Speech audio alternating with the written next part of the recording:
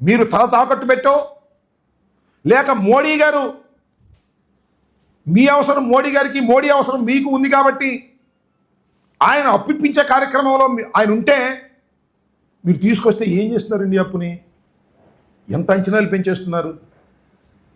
అప్పుడు 48,000 కోట్ల రూపాయలు మీరు టెండర్లు పిలుద్దాం అనుకున్నటువంటి టెండర్లని ఇవాళ 77,000 కోట్ల రూపాయలకి పిలుస్తున్నారు. ఎందుకు అంచనాలు పెంచారండి? అప్పుడు శాసనసభకి మీరు ఎంత ఖర్చు పెట్టాలనుకున్నారు, ఇప్పుడు శాసనసభకు ఎంత ఖర్చు పెట్టాలనుకుంటున్నారు? అప్పుడు 2,271 కోట్ల రూపాయలు శాసనసభకు ఖర్చు పెట్టడానికి అంచనా వేశారు. ఇవాళ టెండర్లు ఎంత పిలిచారండి? అదే శాసనసభకి 4,689 కోట్ల రూపాయలు.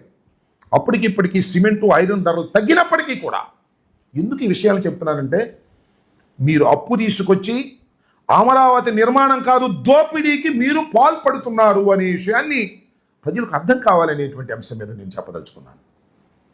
ఈ రకంగా అదే జాతీయ రహదారులు 20 కోట్ల రూపాయలండి కిలోమీటర్కి. ఇవాళ ఎంతండి? అక్కడ 50 కోట్ల రూపాయల కిలోమీటర్కి. దోచేద్దామనే, కాంట్రాక్టుల ద్వారా దోచేద్దామనే, అంత దోపిడీ చేయాలనేటువంటి దృక్పథం తప్ప అమరావతి లాంటి ఒక మహాపట్టణాన్ని నిర్మించాలనేటువంటి చిత్తశుద్ధి మీకు లేదు. కమిట్ అయిపోయారు, దాని నుంచి బయటికి రాలేకపోతున్నారు. దీనివల్ల రాష్ట్రం తీవ్రమైనటువంటి సంక్షోభంలో పడబోతుందనేది నా అభిప్రాయం. ఇవాళ ఏమీ లేదండి రాష్ట్రంలో. సంక్షేమ కార్యక్రమాలు లేవు, అభివృద్ధి కార్యక్రమాలు లేవు. అమరావతినే మొత్తం డెవలప్ చేసేస్తే ఆంధ్రప్రదేశ్ అంతా డెవలప్ అయిపోద్ది అనుకుంటే ఏమి లాభం చెప్పండి?